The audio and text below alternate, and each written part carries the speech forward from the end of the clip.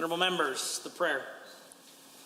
Lord, the God of righteousness and truth, grant to our Queen and to her government, to members of the Legislative Assembly, and to all in positions of responsibility, the guidance of your Spirit. May they never lead the province wrongly through love of power, desire to please, or unworthy ideas, but laying aside all private interest and prejudice, keep in mind their responsibility to seek to improve the condition of all.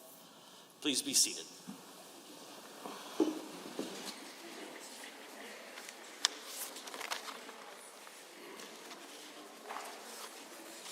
Introduction of visitors. Introduction of guests. Honourable members, joining us in the galleries today are several guests who are in Edmonton for the Rural Municipalities of Alberta Spring Convention. First of all, seated in the Speaker's Gallery are family friends of mine, Councillor for Cypress County, Robin Kirpywhite and Keith Ritz. Also in the gallery today are the Reeve of Lethbridge County, Tori Campbell. He is a guest of the member for Edmonton Manning. Please rise and receive the warm welcome of the Assembly.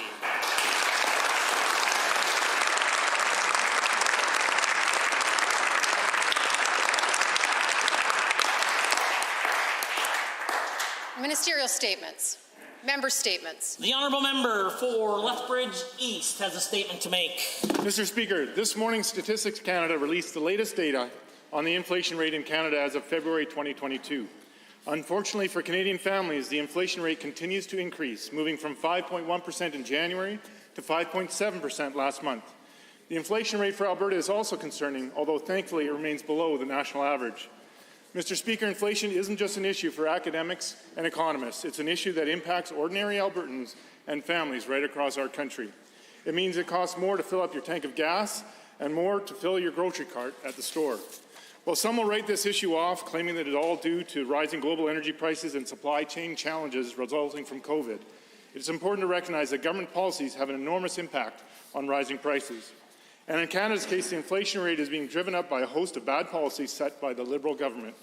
For one, they need to get their spending problem under control. Over the last 2 years, the federal government has racked up hundreds of billions of dollars of debt with no regard to the consequences. How does this relate to inflation, you ask? It is the way in which the federal government is paying for this debt. In order to finance hundreds of billions in Liberal spending, the Bank of Canada has printed an enormous amount of money out of thin air, and then using this money to buy the Fed's debt. Mr. Speaker, it's a pretty simple economic principle. When you rapidly increase the supply of something, the value goes down.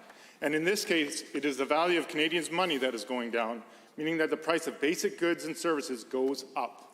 This is inflation or currency devaluation. But, Mr. Speaker, it is more than that. On April 1st, the Trudeau government is raising the carbon tax, hiking the already high prices of energy even more. Every day, the Liberals are deliberately making life more expensive. It is high time that they stop and bring their fiscal house in order. Hear, hear. The Honourable Member for Calgary, Boular-McCall. Thank you, Mr. Speaker. I'm honored to stand in this House every day as the representative of Calgary, Boular-McCall. And I want to inform this House that I intend to run again to keep serving the people of my beautiful constituency. And there has never been a more important time for good people to come forward and serve in Calgary and right across this province. Families are struggling.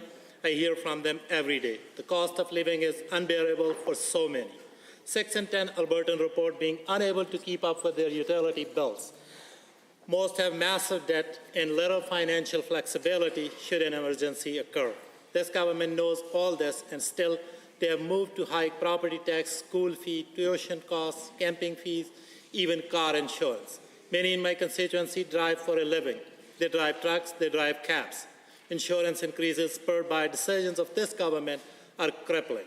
And what's more is they are hiking costs while also failing to deliver on the jobs they promise. Calgary has the highest unemployment rate among all major cities in Canada.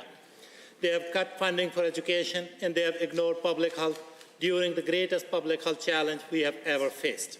We still have nothing to help with the cost of natural gas and a measly $1.50 for electricity bills that are soaring over $700 per month. And Northeast Calgary still doesn't have a new school and needed school. To those on that side of the House, there's a reason why you have lost trust and confidence of Albertans. It's because you have failed them over and over and over. Come 2023, or much sooner, given how this Premier's job prospects look, Albertans, I pledge to you this. We stand here in this House ready to serve you. We stand ready to support your families, create good and sustainable jobs for you, and we will never waver in our support for public education and public health care. Thank you. Hear, hear. The honourable member for Camrose has a statement to make. Thank you, Mr. Speaker. Over the past few years as an MLA, I've had the distinct pleasure of being able to work alongside educators and practitioners of veterinary medicine. Our collective aim is to bring awareness to the lack of rural veterinarians and the dire need our communities face.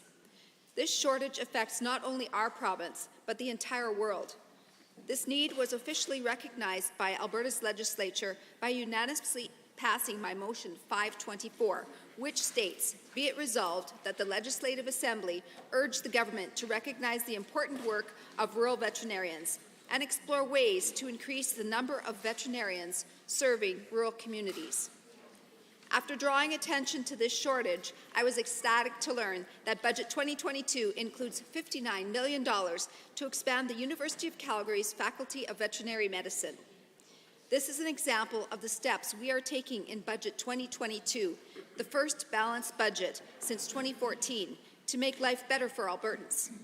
Since my motion has passed, I've heard from Alberta Veterinary Medicine Association as well as the University of Calgary Veterinary Medical College.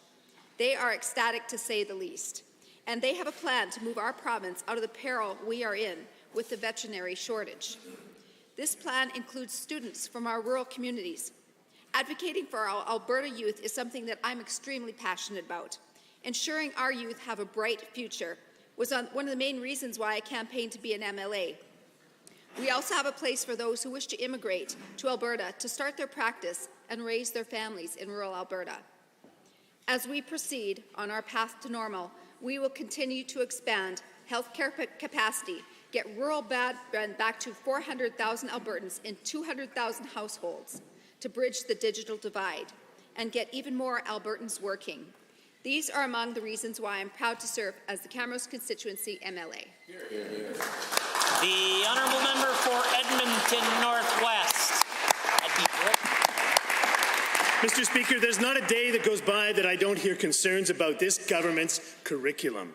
Parents, teachers, students, principals, superintendents, territorial governments have expressed deep concern with the draft proposed. Rather than listening, the Premier and the Education Minister reject the premise of concern and push on ahead. It took nearly a year of pressure to get them to drop the fundamentally flawed and racist social studies curriculum. Social studies that, even though it was rejected by Indigenous groups, Francophones, school boards, and virtually every teacher in this province, the Premier was defending and insisting that it would be imposed on Alberta students. Even now, I just don't trust this Premier not to try to sneak it past Albertans. Mr. Speaker, it's clear to everyone that this curriculum is beyond saving. The Premier and the Education Minister have zero credibility on this issue. A real government, a government interested in listening to Albertans, would accept failure and start over. Instead, Albertans are being subjected to sham consultation, a consultation that doesn't mean anything, because if this government was actually interested in what Albertans think, they would have listened to them when they rejected the draft in the first time. The prime example of this was the 6 pre-recorded videos instead of the e-tutoring hub that the government promised. Shameful. It's beyond clear that this UCP just doesn't care about what Albertans think. It's obvious that they are only working to ensure that one voice seems included in this curriculum, and that is the Premier. The Premier who puts his friends in charge of writing the drafts that ended Albertans' decade-long curriculum partnership with the Northwest Territories. We need to get this right. That's why our leader has promised that if we would form the next government within 100 days, we would start over with a real consultation and build a curriculum that Albertans would be proud of. A curriculum that reflects Canada, Alberta and its people, communities and history. Not a curriculum that reflects the whims of this Premier. We deserve much better. The honourable member for Banff Kananaskis has risen. Mr. Speaker, it's bull sale season. My riding may be known for its mountains and charming towns, but it also consists of beautiful rolling hills and prairie fields where some of Alberta's oldest cattle ranches are nestled into the foothills. Alberta's ranching heritage dates back generations, and our province is now home to 47% of Canada's national cattle herd. And that, Mr. Speaker, has accounted for 2.2% of Alberta's overall GDP. But today, our ranching community represents so much more than just dollars, cents, and statistics. The Western ranching ideals that took root in Alberta generations ago now manifest themselves in every area of our modern-day culture. Not just in cowboy hats and boots and big belt buckles, but in a much deeper and more meaningful sense. The Albertan spirit is one of resiliency and adaptability. No matter what comes our way, whether it be drought or rain, sunny days or early winters, an eternal optimism shines through. When times get tough, solutions are found, even if they're a little bit muddy, and there is no conflict or business deal that a strong handshake can't settle. Whether through young graduates working 12 hours a day in their office towers, new mothers welcoming community children into their day homes, or neighbors running fresh baking next door, the traditional Western values of hard work, self-determination, and compassion for those around us are a part of who we are. The past 2 years brought unimaginable hurdles. The cattle industry swung from financial strain caused by packing plant backlogs to soaring meat prices, and from a strong calving season to severe drought conditions causing a shortage in feed supply. Yet through it all, our ranchers pushed on to ensure the world could continue to bring food home to their tables.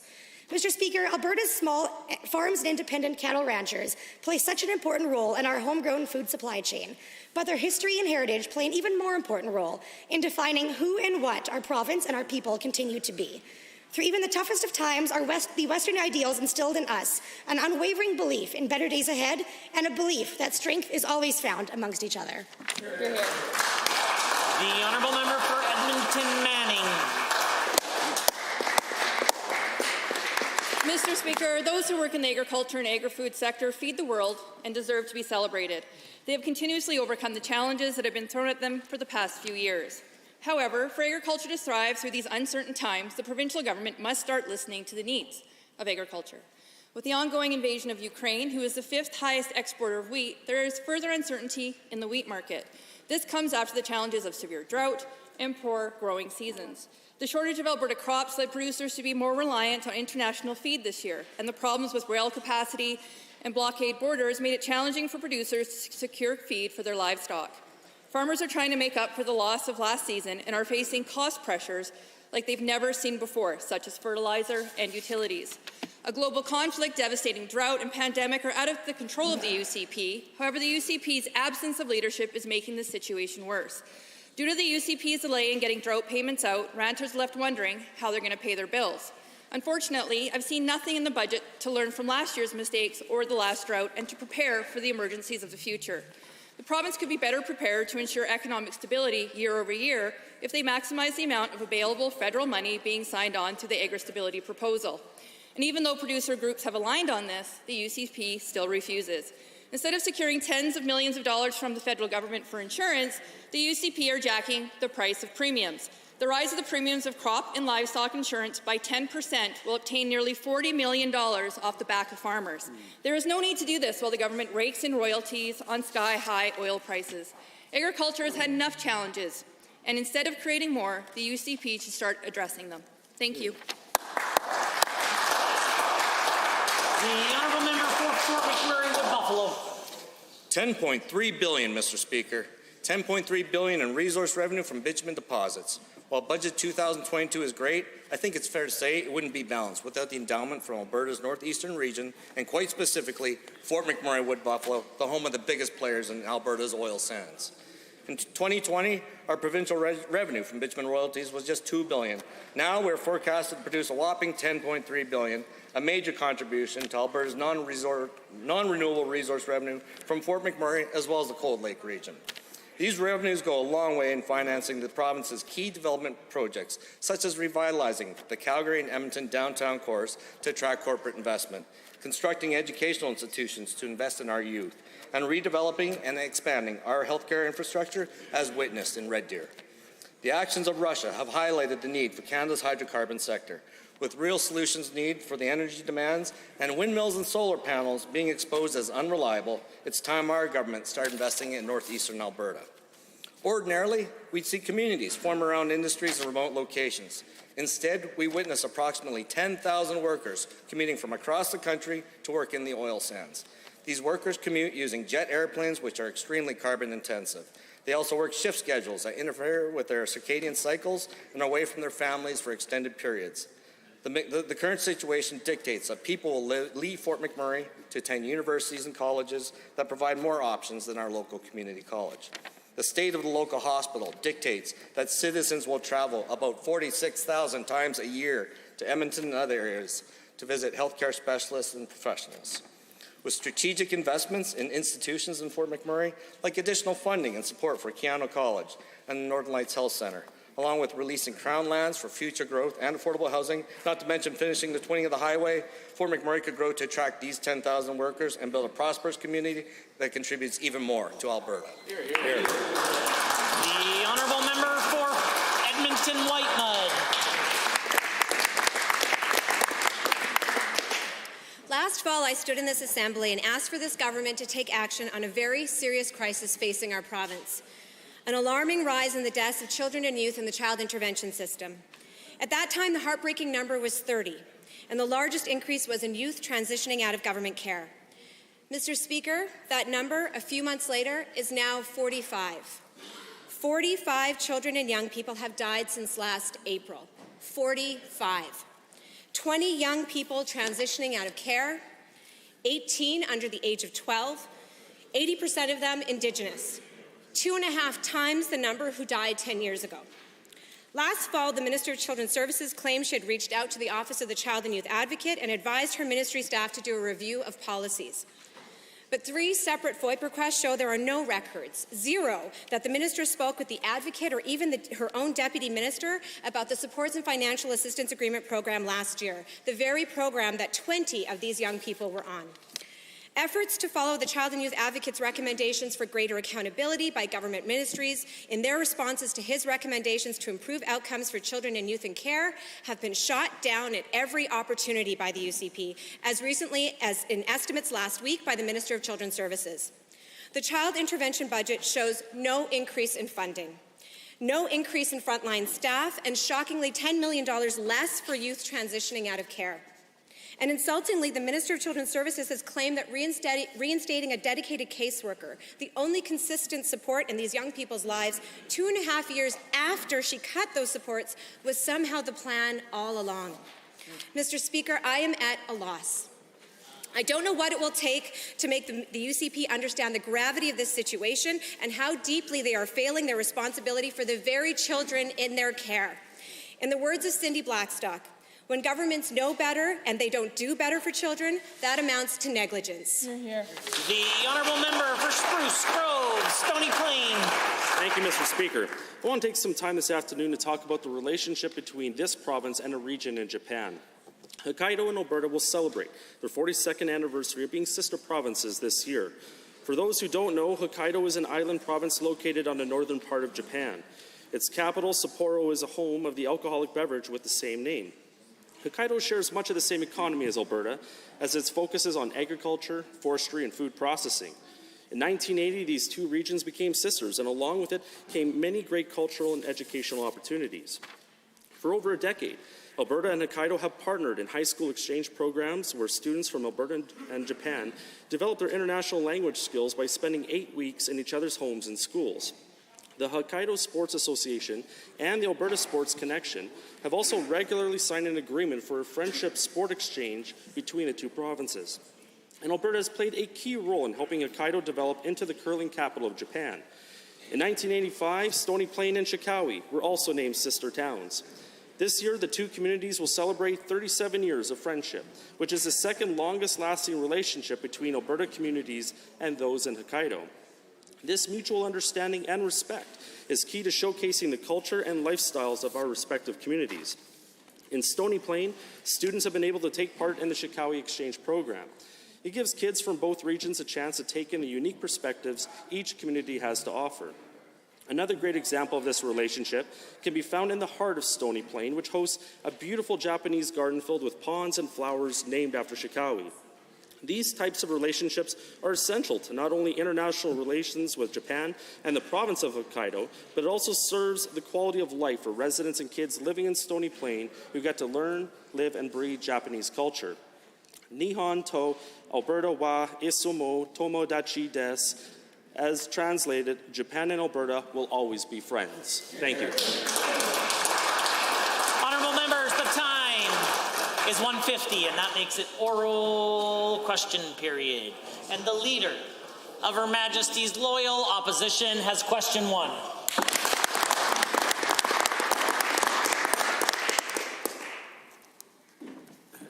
Mr. Speaker, the Premier's priorities these days are, shall we say, askew. The Premier thinks the best way to recover from COVID is by cutting the wages of health workers. His response to Albertans struggling to pay their bills was a budget that raised their income tax. His efforts at utility relief are in shambles. Meanwhile, the person who should be giving him advice on all this is out campaigning against many of his colleagues to save his struggling leadership. Why is the Premier's top priority fighting with his own party instead of fighting for Albertans? The Honourable the Premier. Mr. Speaker, let me just say it's nice to see the Honourable Leader of the Opposition back, and I'm glad to see she's in good health. Mr. Speaker, this government, every day our priority is fighting for Albertans. In fact, we have fought our way to the strongest economy in Canada, the strongest job creation in Canada. And we are fighting for Albertans, dealing with the rising cost of living, Mr. Speaker, with $1.7 billion of consumer relief on an annual basis. That's even more than the NDP was taking out of their pockets with the carbon tax, Mr. Speaker. This is the government that has brought in the strongest economic renewal that this province has seen in many years, and the future's looking bright. The Leader of the Opposition. Well, that's money that didn't find its way into the budget because, of course, it was something they came up with about 3 days ago. Meanwhile, instead of working for Albertans, this UCP government is collapsing into its own infighting, melodrama, and power struggles. The whole government's focus on this Premier's leadership comes at the expense of Albertans. In fact, I have a note that's been sent to all political staff calling on them to start phoning for their boss at 4 o'clock. Mr. Speaker, staff leaving at 4 p.m. is not a sign of a government firing on all cylinders. Why is the Premier's leadership campaign the top priority of this government? Why do Albertans rank so low on the UCP list? The Honourable the Premier. Well, Mr. Speaker, you know, while the NDP is always talking down Alberta, this government continues to build investor confidence, to create jobs and growth, to keep our election commitments. We have now implemented 88% of the 372 commitments on which we were elected. The Minister of Finance just came back from selling Alberta's amazing turnaround story to investors in New York and financial institutions in Toronto. Just last week, the Minister of Energy and I were in Houston fighting for an increased exports of Alberta energy because we are the solution to global energy supply and security issues, Mr. Speaker, every day on the job fighting for Alberta's economy. Hear, hear. The Leader of the Opposition. Mr. Speaker, to all the Albertans watching at home, this is exactly why you can't trust this UCP government. Now, our NDP team is united, strong, and putting forward actual policies to help your family make ends meet and come out ahead. Meanwhile, in UCP land, the Premier's top advisor is campaigning for him. The Premier's staff are campaigning for him. The Premier's newest MLA is campaigning for, well, himself. But, Premier, is there anyone over there who's actually campaigning for Albertans? Yeah. The Honourable the Premier. Mr. Speaker, the NDP has never stopped campaigning for themselves since the day after they were kicked out of office by Albertans. While this government has passed more legislation than any in Canada through the COVID crisis, we never downed tools. In fact, this was the only government in Canada to come out with a comprehensive economic recovery plan in the first 3 months of COVID, and the benefits are now clear as we lead Canada in economic growth, in job growth, in diversification, the best year ever in tech, in film and television, in manufacturing, in exports, and yes, Mr. Speaker, in oil and gas. Hear, hear. The Honourable the Leader of the Opposition for question 2. Well, Mr. Speaker, if there's one team effort over there, it's the UCP raising costs with their bracket creep, hikes to school fees, car insurance, taxes, more. All this as utility bills are through the roof. Now, I've heard from Alberta families who say the Premier's rebate crumbs are not enough. Mr. Speaker, these families may face losing their heat in a month, but we can't let that happen in this building. So speaking of legislation, our caucus has drafted a bill that would prevent shutoffs from April until October. Will the Premier work with us to get that passed, to finally do something real to help Albertans? The Honourable the Premier. Mr. Speaker, this government is putting forward $300 million of relief for electricity consumers through a $150 rebate to deal with the mess left by the NDP. Right. They increased transmission costs by $7.3 billion. They had to pay out $1.3 billion to coal generators. They brought in their carbon tax and are cheering on Justin Trudeau's increase of that on April the 1st. Mr. Speaker, people's power prices are higher today because of mistakes made by the NDP. We're trying to help people out with $300 million of relief. The Honourable Leader of the Opposition. Mr. Speaker, people's power prices are up because these guys took the cap off. Now, we're hearing from Albertans. Monty wants that price cap back. Hamdi is stretched beyond capacity. Carrie is overdue every month. Stephanie has to choose between power and groceries. Nikki is so tired of the Premier's excuses. Safia worries that she and her son will be in the dark because they can't pay their bills. These are real Albertans. We're offering a solution. We could work today to make it happen. Why won't the Premier do that? The Honourable the Premier. Well, Mr. Speaker, let's take on this canard about the so-called NDP rate cap. It applied only to a minority of electricity consumers, and then only a minority of their costs for generation, not transmission. Altogether, it represented $108 million of notional relief from taxpayers. The rebate that this government is delivering is 3 times that. It's $300 million of relief. On top of that, $1.4 billion of relief by eliminating the fuel tax, where the NDP brought in their carbon tax, Mr. Speaker. But all of these costs were made worse by their shutting down coal and imposing their carbon tax, Mr. Speaker. Leader of the Opposition. Mr. Speaker, it's really simple. Justine is on maternity leave. She wrote to us. Her last energy bill was more than $500. She says, we have to resort to credit cards and a line of credit to cover our utilities. I fear for how we're going to be able to get out of this debt. Mr. Speaker, no one should have to put the gas bill on their credit card to avoid getting their utilities cut off. Why won't this Premier work with us to pass a bill to bar people from being cut off of their utilities while these prices are so sky high? The Honourable the Premier. Mr. Speaker, if the NDP was concerned about folks like Justine and their ability to pay for their power costs, then why did the NDP rush to shut down the cheapest and most reliable form of electricity production in Alberta with our coal plants, putting thousands of people out of work? Why did they impose over $1.5 billion of costs on people like Justine through their carbon tax? Why are they cheering on Justin Trudeau's plan to raise that carbon tax on April the 1st? Why did they build $7 billion of additional transmission that people like Justine are having to pay for? Why did they push so many Albertans into energy poverty, Mr. Speaker? The order, the Honourable Member for Edmonton, Glenora.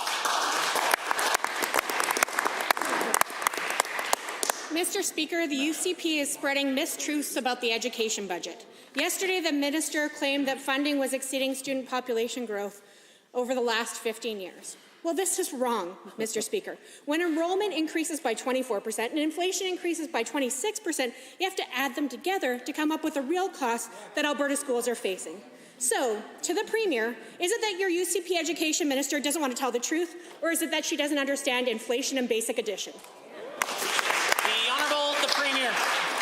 Well, as we expect from that member, of course, being unparliamentary, Mr. Speaker, Albertans know that we have to operate more efficiently, which is exactly what we've done, while investing more in education. Under the budget tabled last week, Mr. Speaker, the total education budget is going up to $8.54 billion from the 2020 budget of under $8 billion, Mr. Speaker. But if you look over the past decade, the increases in investment in the education budget have consistently outstripped enrollment growth, population growth, and inflation growth. We are right, Mr. Speaker, to invest in education, but also to challenge our partners there to do it more efficiently. The Honourable Member for Edmonton, Glenora. The Premier's wrong. You have to add population growth plus inflation. The incompetence gets much worse. The UCP claims it doesn't even know how many students are enrolled in school this year. That's right, we're more than halfway through the school year and the UCP minister can't tell us how many kids are going to school. It's either the most secretive government in Canada, because they won't share the enrollment numbers, or the most incompetent because they don't even know. So does the Premier really think Albertans will trust the UCP with K-12 education when his minister doesn't even know how many kids are going to school? And if I'm wrong, if she actually does know, will the Premier stand up and tell us right now? The Honourable the Premier. Well, in fact, we're funding 730,000 kids in the education system, Mr. Speaker, in this year versus 716,000 last year. Those are fully funded positions. Yesterday, we announced equal funding for charter schools that the NDP underfunded with respect to special needs kids. We're letting them finally grow and expand so the Aurora charter here in Edmonton will be able to build a high school. But, Mr. Speaker, since 2007, we have seen a 48% increase in educational operational funding versus a 26% increase in inflation and a 24% increase in enrollment. Spending has outstripped inflation and enrollment, Mr. Speaker. Member. Change reality. Those numbers the Premier just said are still estimates. They're on the website as estimates. What we do have is big money going to construction and funding of charter schools. The NDP government offered stability for charters, but our priority has always been public schools where the vast majority of students learn. The UCP shows disdain for public education when they refuse to fund a single project for kids in Edmonton Public or Lethbridge Public or St. Albert Public or many other public districts right across Alberta. So the Premier bangs his drum for charter schools but snubs public school families. Premier, why do charter schools get more teachers, better career paths? The Honourable the Premier. Well, Mr. Speaker, none of that is true. In fact, right now, 66 schools across Alberta being built or substantially refurbished, including 6 with the Edmonton Public School Board. But more broadly in the Edmonton region, there are 24 of those 66 projects. And yesterday we announced another one, allowing Aurora Charter to build a new high school, Mr. Speaker. And here's the great thing. We're making these record investments in education and in building schools, building hospitals, building infrastructure, while doing it, Mr. Speaker, with a balanced budget. The Honourable Member for Edmonton Whitemud has a question. Mr. Speaker, once again, I must rise in this House to bring to this government's attention the absolute tragedy occurring in our child intervention system. As I first raised last November, more children and youth in the system have died this year than any year on record, and the year isn't even over yet. The numbers today now exceed the worst year on record by more than 30%. 45 children and youth. These are children, sons and daughters, brothers and sisters. Their lives matter. Can the Premier please tell this Assembly, in light of knowing about this trend for almost half a year, what concrete new actions his government is taking to address this devastating issue? The Honourable Premier. Mr. Speaker, I thank the honourable member for raising such a profoundly important and serious question, for her evident concern for children in care, particularly as we see those the terrible fatalities experienced last year. Undoubtedly, Mr. Speaker, much of this has been connected to the dislocation, disruption of COVID that has seen an increase in domestic violence as well. So, Mr. Speaker, I can say that Children's Services reviews all deaths to determine what happened and if it could have been prevented. A rigorous follow-up is required and happens in every single instance, and several mandatory reviews must happen whenever there is a case involving the death of a child. The Honourable Member for Edmonton Whitemud. It's a deeply unsatisfactory answer, Mr. Speaker. The Minister of Children's Services assured us that action was being taken. Since that time, deaths have increased by 50%. 15 more young people have died, 5 more children under the age of 5, 6 more young people transitioning out of care. In 2017, 2 youth transitioning out of care died, and the NDP established the Ministerial Panel on Child Intervention. This year, that number is 20. Yet the UCP refuses to convene an all-party panel, and they refuse to allow government ministries to report to this Assembly on how they're implementing recommendations from the Advocate. Will the Premier call an all-party panel immediately to address the crisis? The Honourable the Premier. Mr. Speaker, it is truly regrettable to see efforts to politicize such an issue as this, such a tragic issue. Last fall, I can report that Children's Services commissioned a report to investigate the rise in deaths, and from that report, we will use the data to inform how best to improve the system. We're continuously improving that system to support the safety and well-being of children. We're also investing additionally in youth mental health recovery programs, including $7 million in expansion of youth mental health hubs, $1.25 million for the youth recovery recovery program, at whole services, and many other important investments to support kids facing crises. The honourable member. This is not about politics, Mr. Speaker. This is about keeping children and youth safe. For 3 years, the UCP government has refused to take responsibility on this file, and Albertans no longer trust them. The Minister of Children's Services didn't consider the consequences of removing access to caseworkers for youth transitioning out of care. There is no new funding for child intervention or to hire new frontline caseworkers. Funding for youth transitioning out of care has actually decreased. The government refuses any accountability or transparency. What will it take for any member of this cabinet, any member, to stand up and to take action to protect the children that are in your care?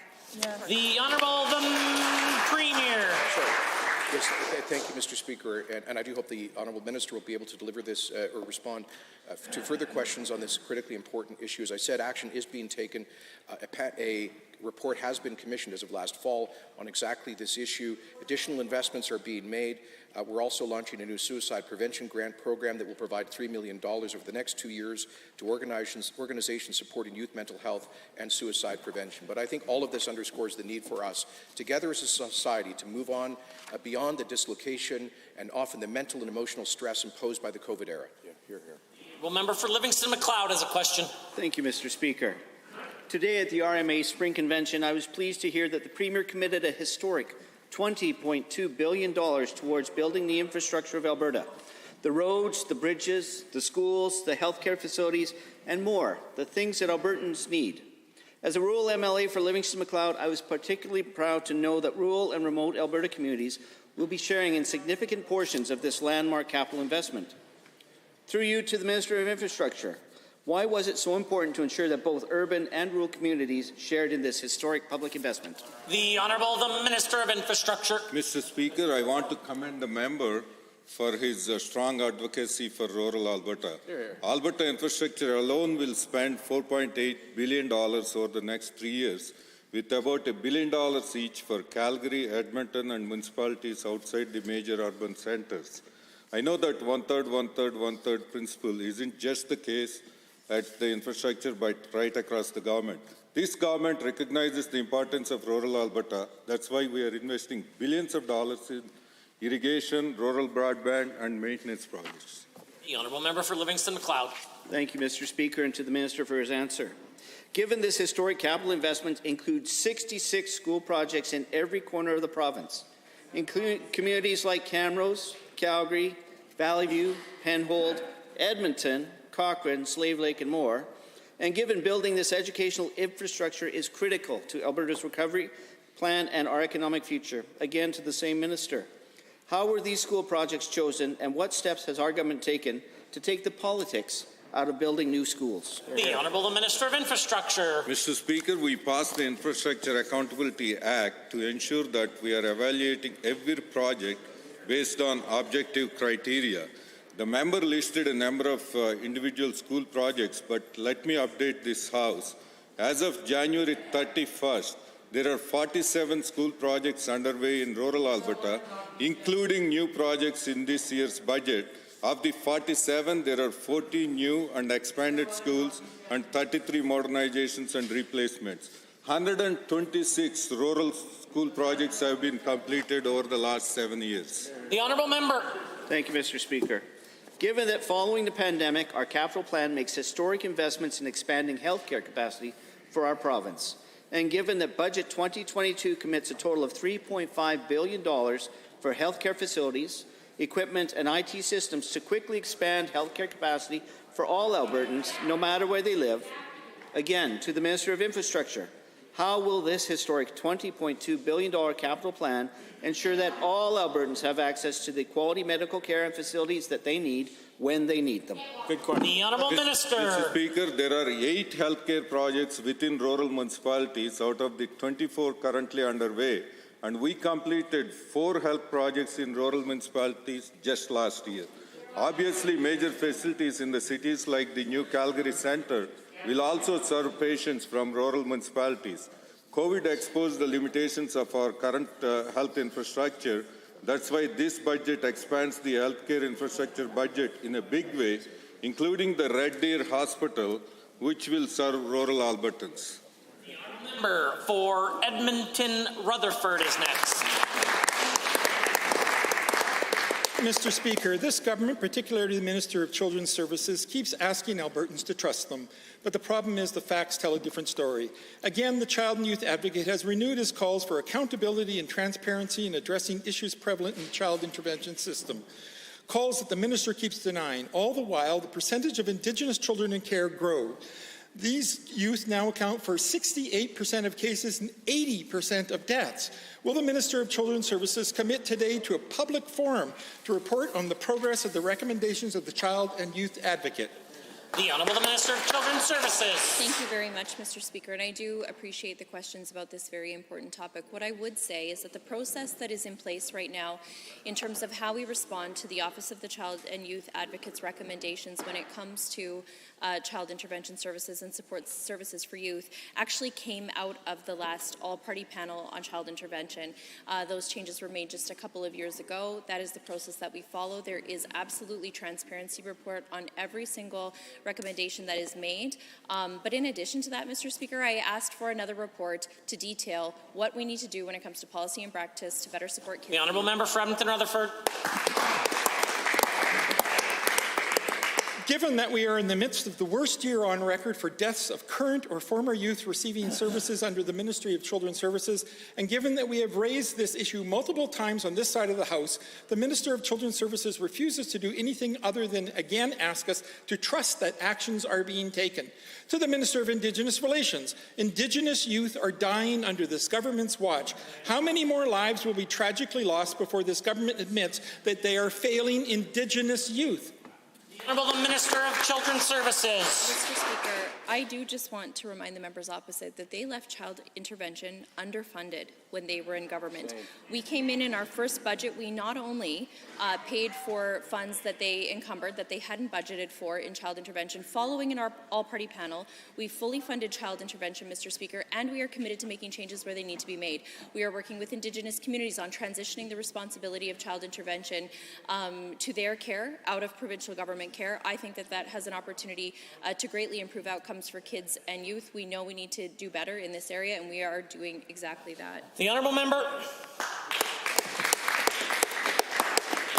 Given that over the last 3 years, both the Child and Youth Advocate and the NDP have called for ministers to appear in committee to report on progress of recommendations, only to be consistently denied by the UCP government and the minister, and given that each time the excuse is due to a lack of scope, reviewing the annual report is out of scope, the standing committee is out of scope, and last week the minister said that estimates was out of scope. Can either the Minister of Indigenous Relations or Children's Services tell this Assembly what venue is in scope for public accountability on actions to reverse these troubling trends?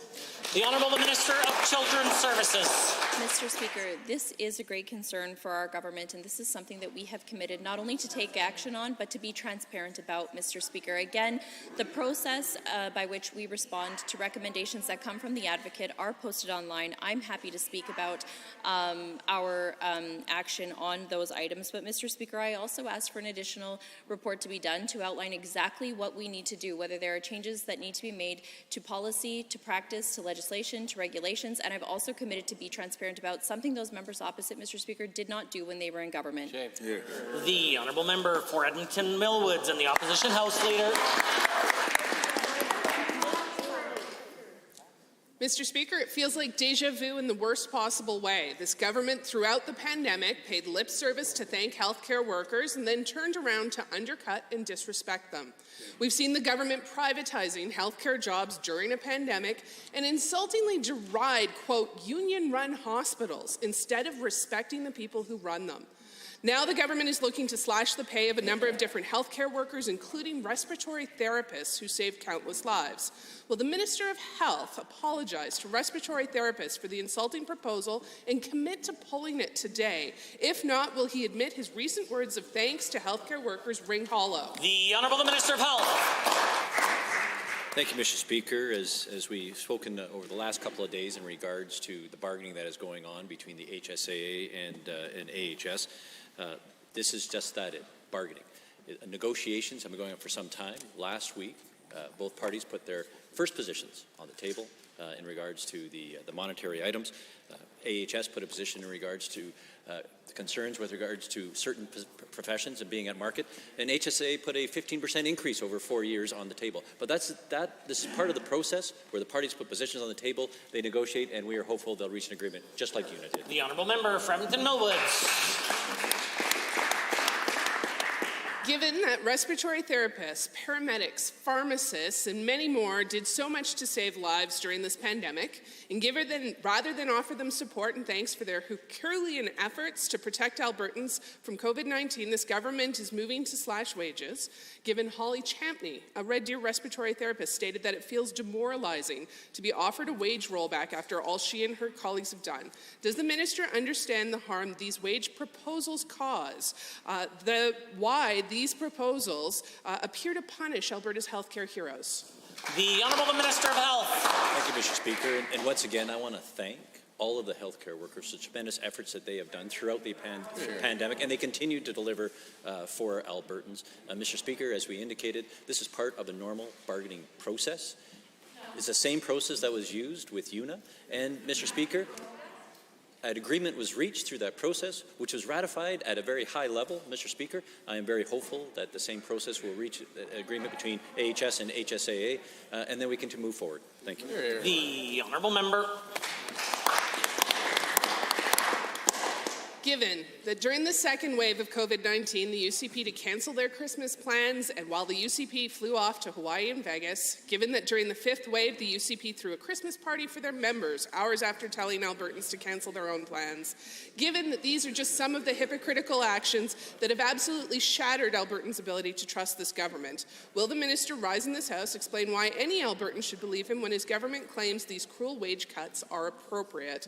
Why are you trying to cut the pay of those who did dangerous work through the pandemic while your Premier wined and dined on the Sky Palace? The Honourable Minister. Thank you, Mr. Speaker. Mr. Speaker has already indicated that this is part of the bargaining process, and I'm very optimistic that the parties using the same process will reach an agreement just like was done with UNA, which had increases in their agreement, Mr. Speaker. And, Mr. Speaker, our government respects the work of all healthcare workers, and we've recognized that through payments that the Minister of Labour and Immigration made last year in recognition of the tremendous work. And, Mr. Speaker, we are investing in our healthcare capacity. We're investing $600 million this year, and for the next 2 years, additional $600 million. We're investing $3.5 billion in infrastructure. We are investing in healthcare for Albertans and for healthcare workers. The Honourable Member for Brooks, Medicine Hat. Thank you very much, Mr. Speaker. Alberta experienced record-breaking heat wave last summer that saw temperatures climb to over 35 degrees Celsius. Many municipalities, including in the south, experienced extreme agricultural drought. Recovery is a slow and difficult process, especially when the land has suffered previous droughts, and we all know that. Between not being able to produce enough crop and not being able to support sustainable pastures for livestock, Alberta's agricultural producers were faced with immense financial burdens.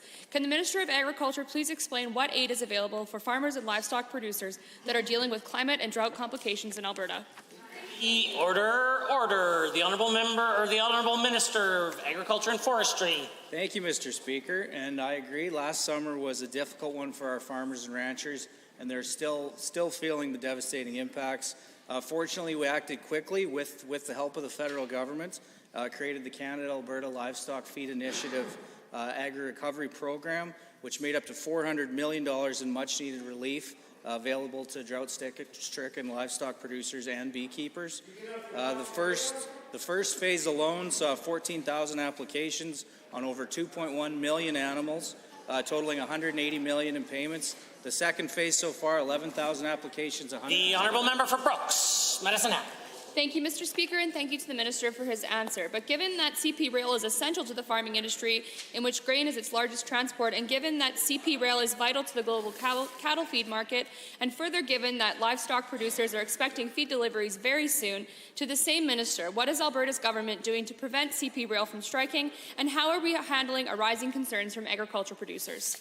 The Honourable Minister of Agriculture and Forestry.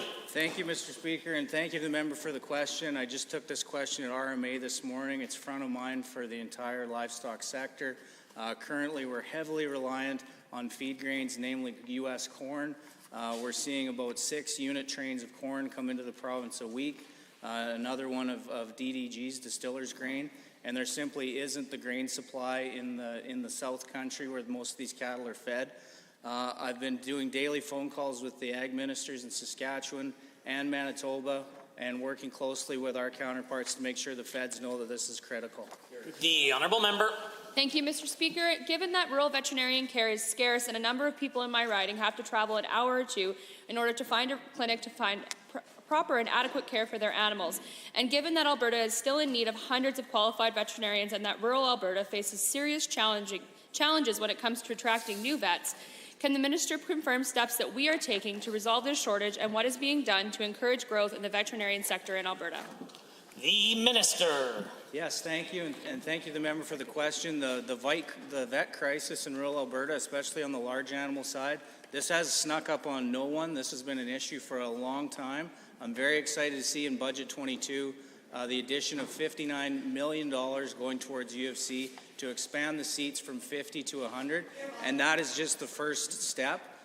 More things will need to be done. It's about a four to six strategy approach from the dean at the U of C around recruitment, retention, changing the admission requirements, and making sure we have vets in rural Alberta. Just might remind members that interacting with those who are observing in the gallery is not is largely frowned upon. Encourage folks to not be doing that. The honourable member for Calgary Buffalo. Thank you, Mr. Speaker. Each weekend, it's chaos in Calgary Beltline communities. I represent them, but due to the ongoing Saturday protests that have no end in sight. I've heard directly from businesses reporting revenue losses of 20 to 36%. Residents can't get to and from their homes without being harassed, shoved, or worse. This isn't right. I'm not going to get into the purpose or cause of these protests because something needs to change. What I want to know is why the UCP government hasn't lifted a finger to bring order to this chaos. The Honourable Minister of Justice and the Solicitor General. As the member knows, since he ostensibly lives in Calgary, we have a municipal police service in Calgary, the Calgary Police Service. I understand that they are working with the community to bring order and to police. We do not have a provincial police force that the UCP would be directing, Mr. Speaker. I look forward to, if the Calgary Police Service has any questions for us or the Calgary Police Commission, if there are any resources or any help that we could provide as government, look forward to receiving those requests from the Calgary Police Service. The Honourable Member for Calgary Buffalo. Given that that answer is woefully inadequate and the police are not doing anything in Calgary, given that the city councillors in Calgary are expressing a feeling of helplessness as the protest seems to be intensifying, and given that this UCP government has no problem running over municipalities when it suits them politically, why is this government now doing absolutely nothing and providing no support to find a compromise or properly enforce laws in Calgary's Beltline communities? The Honourable, the Minister of Justice and Solicitor General. Well, first of all, Mr. Speaker, everybody in Alberta has the right to participate in a democratic and peaceful protest, and we're respectful of that. And the Calgary Police Service, like all police services in Alberta, make operational decisions about deployment and enforcement tactics. I know that the NDP have the impression that governments and politicians should be directing law enforcement in certain situations. That's not the case. We look forward to making sure that if we get any requests from the Calgary Police Service or the Calgary Police Commission, I'd also point out that those councillors are also members of the Calgary Police Commission, Mr. Speaker. The Honourable Member for Calgary Buffalo. Given that the UCP government also did nothing to resolve the illegal blockade at the Coots border crossing for weeks, and given that members of the UCP caucus actually cheered on those with the illegal blockade, even after it surfaced that some involved were stockpiling weapons and plotting to kill RCMP members, and given that we're lucky that no one was seriously hurt or worse at Coots, but again we find the government sitting on its hands, is it really going to take someone getting seriously hurt in the Beltline protests for the Justice Minister to do his job? The Honourable the Minister of Justice. Well, Mr. Speaker, let's focus on the Coots situation and the response from the acting minister at the time, who used prudence and deference to law enforcement to ensure that every single member of law enforcement made it home to their family safe. As opposed to the NDP, Order. The Minister. to ensure that those members of law enforcement made it home to their families safe every night, as opposed to the NDP who are advocating imprudence and putting those lives at risk is shameful behavior, Mr. Speaker. The order. The Honourable Member for Edmonton McClung is next.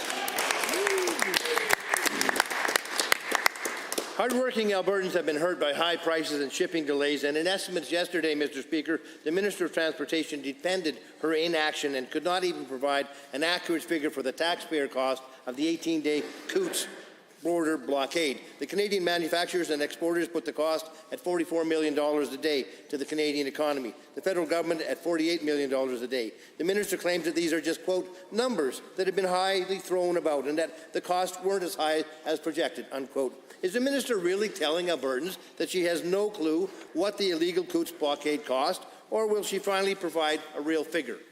The Honourable the Minister of Transportation. Thank you for that question. And Mr. Speaker, the reality is that those numbers were based on assumptions. And in fact, in transportation with the JSG, we did significant work in diverting traffic to the Del Bonita border entry, and that resulted in a lot of traffic actually getting through across to the border.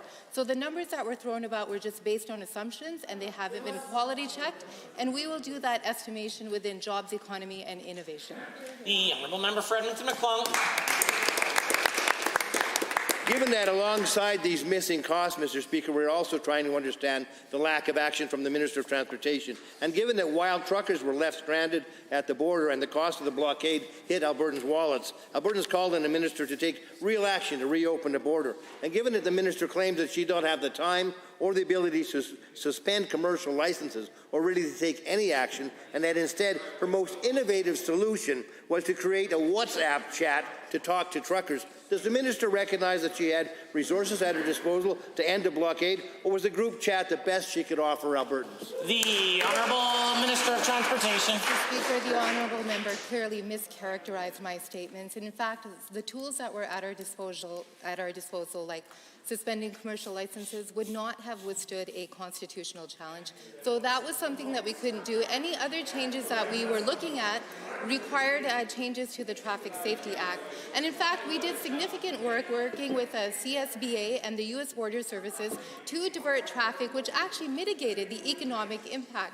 So we are proud of that work, and most of that response was within the purview of the RCMP. The Honourable Member. Mr. Speaker, a WhatsApp group. It may surprise you to hear this, but it makes me think of Meryl Streep's famous line in that scene from the movie The Devil Wears Prada.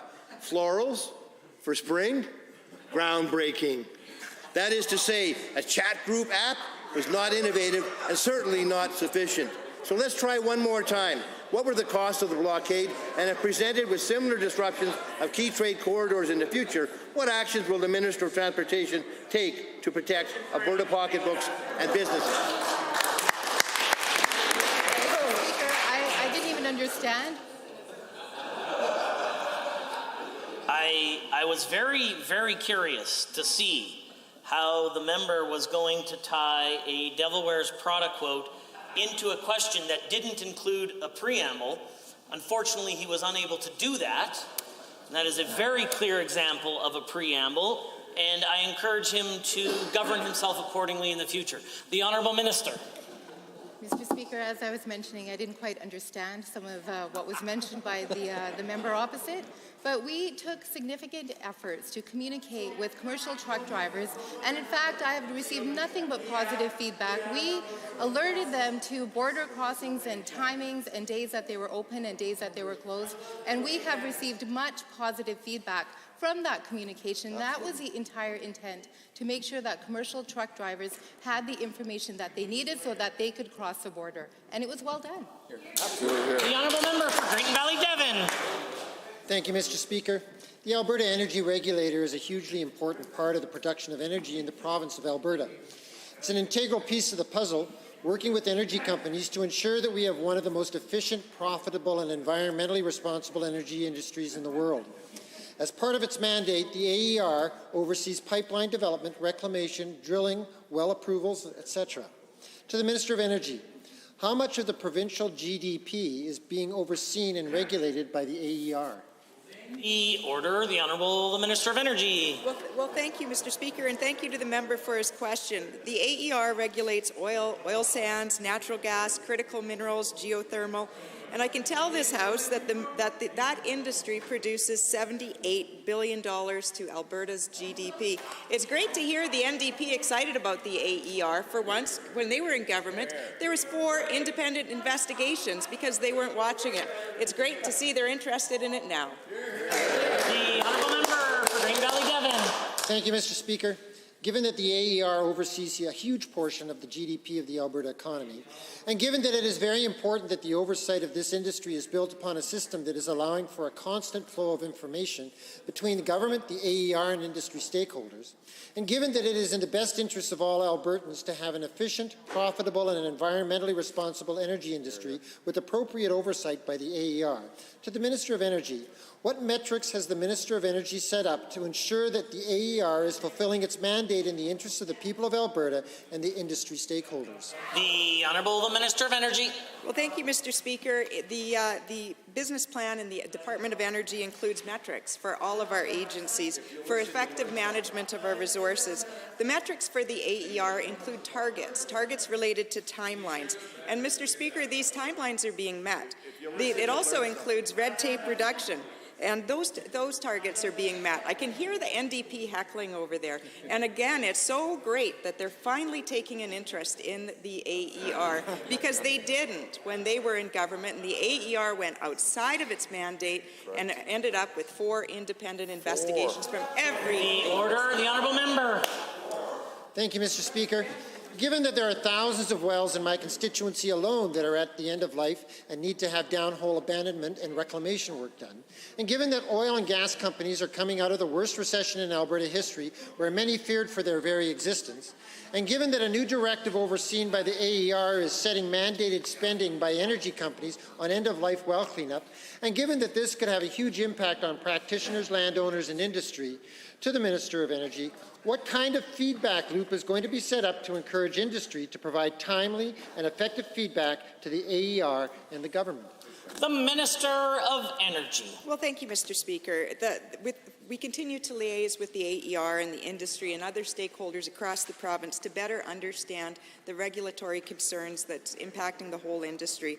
And we've made substantial progress on addressing those concerns. Take Directive 88, which is part of the liability management framework announced in the summer of 2020. Under that framework, there's mandatory minimum spends for cleanup of inactive oil and gas wells. And, Mr. Speaker, we're taking a problem that's been developing for decades and fixing it. We're cleaning up inactive wells. The Honourable Member for Calgary-McCall-Buller. Alberta truckers kept our supply chains open throughout this pandemic, working long hours under tough conditions. They deserve our thanks, but they are getting none from this government. Insurance costs are skyrocketing, and many owner-operators can't make ends meet. They are unable to pay for all the cost increases forced upon them by this UCP government. To the Minister of Finance, where is insurance relief for the trucking industry, and why won't this government do anything to help Albertans struggling to pay your skyrocketing insurance costs? The Honourable the Minister of Finance and the President of Treasury Board. Well, thank you, Mr. Speaker. And we do have a hard insurance market in Alberta. We actually have one right across the country and in the continent. That's resulting in increased upward pressure on insurance premiums. But, Mr. Speaker, we have taken real action. In Bill 41 that we introduced and passed last fall, Mr. Speaker, Bill 41 dealt with the systemic issues that were pushing up costs, resulting in higher automobile insurance premiums. So, Mr. Speaker, while the members opposite simply put in a cap that resulted in lower products, we brought in a real solution that's dropping premiums. The Honourable Member for Calgary-McCool-Buller. Given that insurance costs have skyrocketed for all drivers because of your Bill 41 and the sellout by this UCP government to the insurance industry, and given that this insurance crisis has made insurance out of reach for Albertans, including the tens of thousands of trucker owners and operators, and given that it's essential we keep truckers in the industry and our supply chains open, to the Minister again, how can this government possibly justify double-digit increases in insurance costs on these hardworking Albertans. Yeah. The Honourable Minister of Finance. Well, thank you, Mr. Speaker. And I appreciate the member's concern over the great trucking industry, transportation industry in this province. But, Mr. Speaker, while the members opposite put a cap on insurance rates in a competitive market and did not deal with the systemic cost issues that were driving premiums, Mr. Speaker, premiums went up by 5% per year under their watch. And, Mr. Speaker, at the same time, products were being pulled back.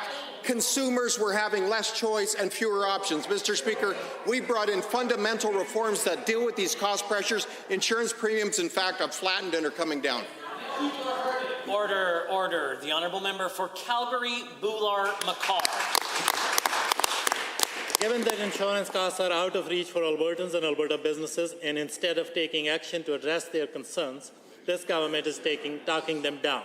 And given that this government appears more focused on Premier fighting to keep his livelihood rather than livelihood of Albertans and their businesses, and given that my constituents are feeling left behind and ignored by this government, can the minister point to a single insurance relief program in Budget 2020 that will help lower insurance costs for my constituents and the trucking industry? Yeah, just one. The Minister of Finance. Well, thank you, Mr. Speaker. Well, the members opposite should simply focus on caps and did not have the courage to deal with the real systemic issues that were driving up premiums, Mr. Speaker. We dealt with those issues in Bill 41.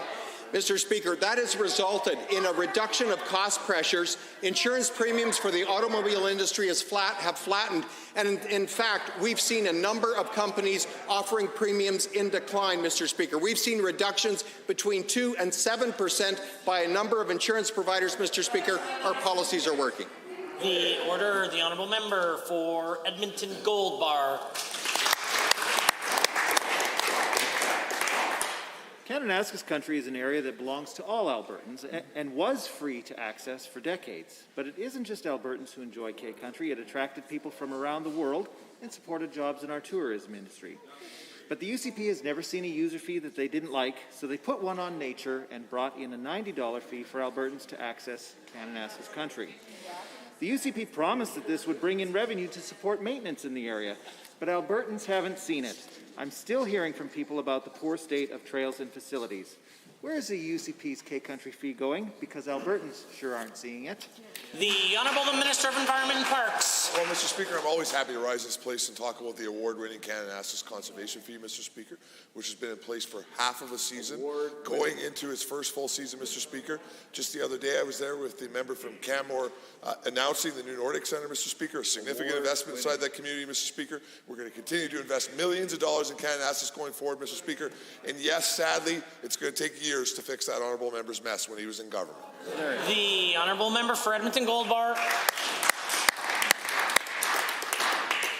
Given that the cost of everything is already going up under the UCP, income taxes, property taxes, tuition, interest on student debt, car insurance, utilities, and of course, park fees, and given that Albertans aren't seeing any of the promised improvements to the area, instead, they're using the money to backfill previous cuts or fund previous announcements. And given that the fee has only raised $11 million after the UCP promised $15 million, why are Albertans paying more but getting less from this government? And how many more cuts or cost increases will Albertans continue to see due to this shortfall? The Honourable Minister of Environment and Parks. Well, thank you, Mr. Speaker. Again, the Kananaskis Conservation Pass last year was not for a full year. Yes, it came in at $11 million. We anticipate for a full year it will come in at $15 million, Mr. Speaker. In addition to the $17 million investment the other day in the Canmore Nordic Centre, I have another announcement I can make today, Mr. Speaker. On Friday, I'll be at the graduation for 20 new conservation officers, armed conservation officers that will be on the landscape. Another promise fulfilled to Albertans, Mr. Speaker, and going out of our way yet again to clean up that honourable member's mess when he was in government when it comes to Kananaskis. The Honourable Member. Given that Albertans aren't seeing any of the promised improvements from the UCP and K-Country, it's just another broken promise and another reason that Albertans can't trust them to manage our parks. And given that nobody seems to know where the money from the K-Country Pass is going, and given that we proposed an amendment that would ensure that all the revenue actually went back into K-Country, but this government voted it down, will the government now bring in an amendment to protect Albertans' money from the UCP, or will they continue to operate their slush fund without any accountability? The Honourable the Minister of Environment and Parks. Well, Mr. Speaker, it's already the law for that money to be spent in Kananaskis, Mr. Speaker, which is being fulfilled. I've already announced, just in this question period alone, more than the entire Kananaskis conservation fee, Mr. Speaker, which is just part of the investment that we're making in our park system across the province, Mr. Speaker. On capital alone this year, $70 million going into our park system, Mr. Speaker, because we're dedicated to fixing the mess that the NDP left us inside Kananaskis, Mr. Speaker, and making sure not only that we protect Kananaskis, but that we invest money in our park system from north to south, east to west, so Albertans can enjoy their backyard. The Honourable Member for Red Deer South. Thank you, Mr. Speaker. All of us are concerned about out-of-control inflation. This year, CPP for businesses and workers increased to as high as $3,500 each. In only 1 year, CPP went up more than 10%. Higher payroll taxes punish businesses for each and every employee, and Alberta workers take less take-home pay for their families. To the Minister, how can we reduce the damage of huge CPP increases on Alberta businesses and workers? The Honourable the Minister of Finance. Well, thank you, Mr. Speaker. The member opposite, the member from Red Deer South, is right to raise that issue of competitiveness, because we know, Mr. Speaker, that when we provide a very competitive business environment, it results in increased investment attraction, job opportunities, and expanded fiscal capacity. And, Mr. Speaker, that's why we immediately brought in the job creation tax cut. That's why, Mr. Speaker, we focused on red tape reduction, regulatory modernization. And, Mr. Speaker, we're seeing the response with billions of dollars of investment returning to this province, resulting in job opportunities, opportunities for small businesses, Mr. Speaker, and economic growth. The Honourable Member for Red Deer South. Given the NDP likes to tax anything that moves and breathes, given that under an Alberta pension plan, rates for Alberta businesses and workers would be much lower while maintaining the same benefits, and given that with lower payroll taxes, this could produce a new competitive advantage with Alberta businesses hiring more employees, with Alberta workers taking home more of their paychecks to their families. To the Minister, what is the delay in pursuing this game-changing competitive advantage to benefit Alberta businesses and workers? The Honourable Minister of Finance. Well, thank you, Mr. Speaker. An Alberta pension plan is a very complex issue. We are continuing with econometric work, actuarial work, Mr. Speaker, so that we can be fully informed, so that Albertans can be fully informed in making future decisions around an APP. But, Mr. Speaker, we remain laser focused on ensuring we have the most competitive business environment in this province. Mr. Speaker, that's resulting in billions of dollars of investment flooding in, thousands of job creation opportunities, Mr. Speaker, which is putting Albertans back to work. The Honourable the Member. Given that 5 years ago, it was estimated that CPP contributions by Alberta business and workers were about $3 billion more than benefits paid to Alberta retirees. And given since that time, Trudeau has been jacking up CPP so that this subsidy from Alberta is bigger, in excess of $4 billion each year.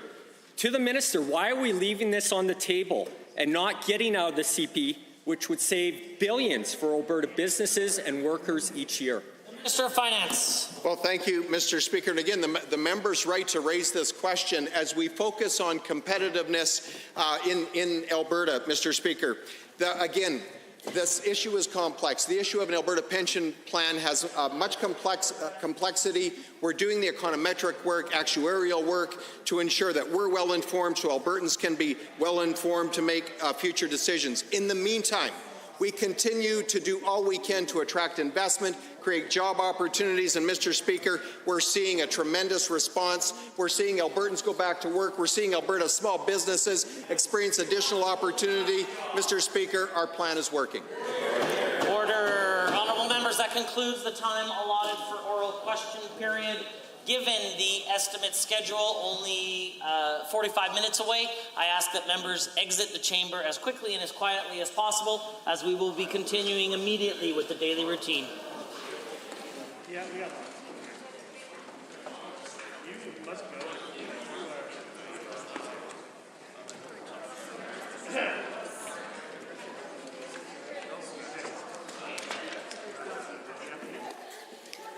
Presenting reports by standing and special committees. The honourable member for Leduc Beaumont. Thank you, Mr. Speaker. In accordance with Standing Order 99, the Standing Committee on Private Bills and Private Members' Public Bills has reviewed the following petitions that were presented to the Assembly on March 10, 2022. The petition of the Calgary Young Men's Christian Association for the Calgary Young Men's Christian Association Amendment Act 2022 and the petition of the Calgary Heritage Authority for the Calgary Heritage Authority Amendment Act 2022, and I can advise the Assembly that both petitions comply with Standing Orders 90 to 94. Thank you. Presenting petitions. Notices of motions. The honourable member for Calgary Mountain View. So he said they complied. Thank you, Mr. Speaker. I rise to give notice at the appropriate time. I intend to move the following motion. Be it resolved that the Legislative Assembly concur that A, residential, farm, and small commercial electricity and gas utility consumers in Alberta are experiencing record high utility costs.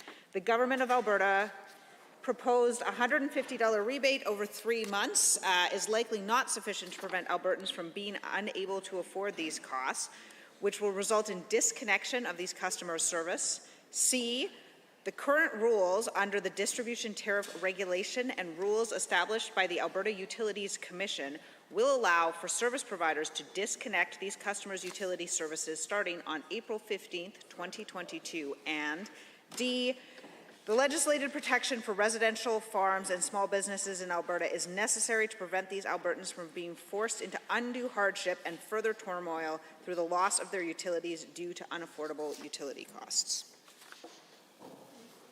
Introduction of bills. The Honourable the Minister of Transportation. Thank you, Mr. Speaker. Today I rise to request leave to introduce Bill 5, the Traffic Safety Amendment Act 2022. This bill will improve safety on our roads and highways for roadside workers and enhance existing safety rules for first responders. People who work on or near roads have a higher risk of being injured or killed as a result of passing vehicles. These new requirements will apply to any stopped commercial vehicle that is permitted to have flashing lights, such as emergency vehicles, roadside workers, snowplows, and others. Albertans who work along our roads deserve better protection so that they can return safely home at the end of each shift. Bill 5 proposes the necessary changes to the Traffic Safety Act to improve protections for these workers and make Alberta's roads and highways safer. Honourable members, the Minister of Transportation has moved first reading of Bill 5, Traffic Safety Amendment Act 2022. All those in favour of the motion for first reading, please say aye. Aye. Any opposed, please say no. In my opinion, the ayes have it. That motion is carried and so ordered. Bill 5, Traffic Safety Amendment Act 2022 is now read a first time. Tabling returns and reports. Are there tablings? Seeing none, the clerk. Honourable members, at the appropriate time, the Honourable Member for Calgary Mountain View rose and gave oral notice of a Standing Order 42. The Honourable Member now has up to 5 minutes to explain the urgency of such a motion. Thank you very much, Mr. Speaker, and I do think this matter is extremely urgent. The cost of everything has gone up under the UCP. Income taxes, property taxes, tuition, camping fees, park fees, car insurance, and utilities have all gone up. These are a direct result of UCP policies, and right now the soaring cost of utilities is making it increasingly difficult for Albertans to make ends meet. This matter is urgent, Mr. Speaker, because people are suffering right now. I've heard from Albertans whose utility bills have gone up hundreds of dollars, and with the extra costs UCP has piled on in other areas, Albertans are struggling to pay their bills. Many report that they owe thousands to utility companies. Over the winter, Albertans are spared from any disconnection due to a regulation that prevents utilities from being cut off between October 15th and April 15th. However, April 15th is fast approaching. It's less than 1 month away today, and I know many Albertans are looking at that date with fear after the UCP failed to provide them real relief for utility costs. The UCP natural gas rebate turned out to be a fake. Their electricity rebate amounted to only $50 a month for 3 months, and it's inconsequential for those facing bills of more than $700 in any single month. So today, I rise to call on the government to extend the ban on utility disconnections over the spring and summer, until it comes back into effect in the fall. Albertans are struggling. They've had a tough 2 years. They have had difficulties, and now costs are rising. They deserve to know that the fridge won't be cut off over the summer while they struggle to get their feet back under them. This will effectively give Albertans another year, knowing their utilities can't be disconnected, and it will give them a real chance to catch up under their bills. The government has passed similar legislation before. The draft bill I proposed yesterday was partially designed from the legislation passed in this House during the first wave of COVID-19. We worked together and passed that legislation protecting Albertans from undue hardship and stress and preventing the suspension of services from March 18th to June 18th, 2020. We need to come together to get this done again. The Legislative Assembly can set aside the work this afternoon that it would normally be doing because this matter is extremely urgent and it is impacting Albertans all over the province. Thank you. Honourable members, a member of Executive Council has up to 5 minutes to respond to the Standing Order 42. Is there anyone wishing to do so? Yes. The Honourable the Associate Minister of Natural Gas and Electricity has risen. Thank you, Mr. Speaker. Well, there's one thing that I do agree on with the other member, and that's the cost of everything has gone up. There's no doubt. We find ourselves perplexed on this side when they complain about the cost of everything going up, because that's exactly what they asked for. The whole purpose of a carbon tax is to make it more expensive to heat your home. The purpose of a carbon tax is to make it more expensive to drive your car. And so they're getting what they asked for. They brought in the first carbon tax. And guess what? Things are more expensive. So yes, we are equally frustrated by some of the actions that the previous administration has taken, Mr. Speaker. And I will say we are concerned and we're frustrated when we see the price of utilities going up. Transmission fees on people's utility bills are going up substantially as well. And it's directly from the previous administration's poor policies.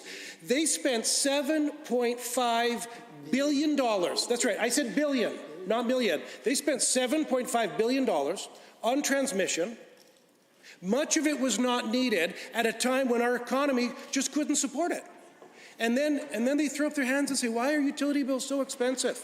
Well, Mr. Speaker, I just want to put that $7.5 billion into a little more context. In 2020, we spent $100 million on transmission. $100 million in 1 year compared to their $7.5 billion over 4. And in 2021, we didn't spend any money on transmission, Mr. Speaker. It's called fiscal restraint. So responsibility. So we are extremely frustrated on this side when we see Albertans struggling with the high cost of utilities that are inflated for one reason and one reason only, and that is the Alberta NDP. Now, here's the good news, Mr. Speaker. The good news is that we have demonstrated that we will have the backs of Albertans, and we will take care of Albertans that are struggling. And we demonstrated that on day one when COVID first hit, and we came out with the utility deferral program that was designed to help Albertans that were struggling, because we did not want Albertans to have to choose between groceries or paying the utility bill, Mr. Speaker. And I can tell you the Energy Department, they moved heaven and earth, Mr. Speaker, to get that program implemented in place so that we could have Albertans' backs. And Mr. Speaker, I can say that has not stopped, and nor will it. Now, I have for a number of weeks now, I've been trying to bring to the attention of the opposition some programs that are out there to help Albertans. Now, as everyone in this House knows, when I begin to speak about these programs, they start lighting their hair on fire, they're hysterical, they're heckling, and nobody can hear. But, Mr. Speaker, I'm going to share with you why this legislation that the NDP wants to do is not necessary, because we don't need to write legislation for something that already has the programs in place. So, for example, we have very strict rules about disconnections in this province, and there can be no disconnects over the winter months. And if we have anyone that has a disconnect that has occurred, then we have programs in place to reconnect before it gets cold. Mr. Speaker, do you know what else we have is supports for Albertans that are struggling, low-income seniors that are suffering from utility insecurity.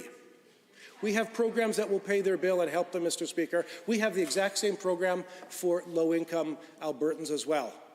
I have also been having ongoing conversations with the presidents of and the CEOs of these utility companies, Mr. Speaker. And let me just tell you that I could not be prouder to be an Albertan with companies like this that are helping us with manage the electricity grid, Mr. Speaker, because they were wonderful in demonstrating restraint with Albertans. And that's the one thing that we ask of them, is to show restraint. And they absolutely have.